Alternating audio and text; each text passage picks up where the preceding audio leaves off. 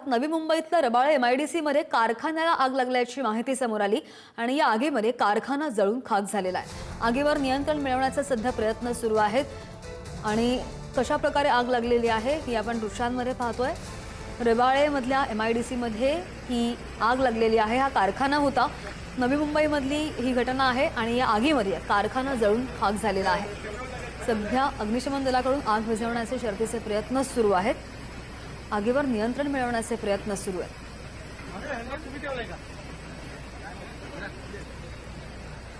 आणखी तपशील घेत आमच्या प्रतिनिधी शिल्पा यांच्याकडून। शिल्पा, हा नेमका कोणता कारखाना होता आणि आग नियंत्रणामध्ये आहे का?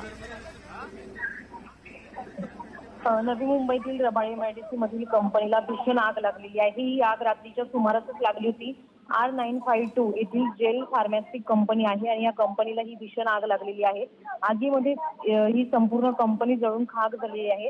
मध्यरात्रीच्या सुमारास ही आग लागली होती, मात्र सकाळी आग विझविण्यात अग्निशमन दलाला यश आलेलं पाहायला मिळते। सध्या कुलिंगचं काम सुरू आहे। ही आग इतकी भीषण होती की या आगीमध्ये संपूर्ण कंपनी जळून खाक झालेली आहे।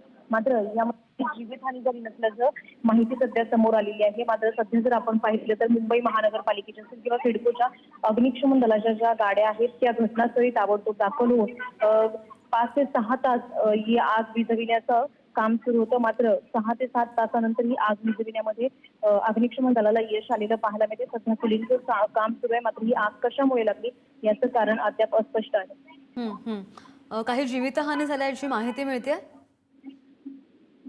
आग रात्रीच्या सुमारास लागली होती, त्यामुळे या कंपनीमध्ये कोणतीही व्यक्ती नसल्याची माहिती समोर आलेली। जीवितहानी झाली नसल्याची माहिती सध्या तरी समोर आलेली आहे। मात्र कंपनी जी ही होती त्या कंपनी पूर्ण जळून खाक झालेली आहे। कंपनीचं प्रचंड मोठ्या प्रमाणात नुकसान झालेलं पाहायला मिळतंय। जीवितहानी झाली नसल्याचं वृत्त सध्या समोर येत आहे।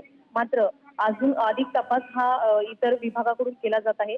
सध्या अग्निशमन दलाच्या गाड्या आणि जवान देखील घटनास्थळी आहेत, त्यामुळे अग्निशमन दलाच्या जवानांकडून ही आग विझविण्याचं काम जरी सध्या सुरू असलं आणि आगीची भीषणतेचा अंदाज येतोय दृश्य पाहून। शिल्पा, धन्यवाद। अपडेट घेत राहू।